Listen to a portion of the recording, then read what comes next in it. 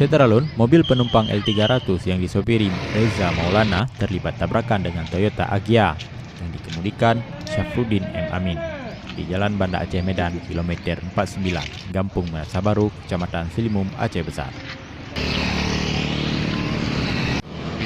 Kecelakaan laga kambing tersebut menyebabkan sopir Agya Syafruddin warga Gampung Lumpang Payung, Kecamatan Jempa Birun meninggal dunia. Sementara 8 orang yang menumpangi mobil L300 maupun Toyota Agya mengalami luka berat, sehingga harus ditangani intensif di sejumlah rumah sakit di Aceh Besar dan Banda Aceh. Demikian Isra Nasri, Serambi On TV.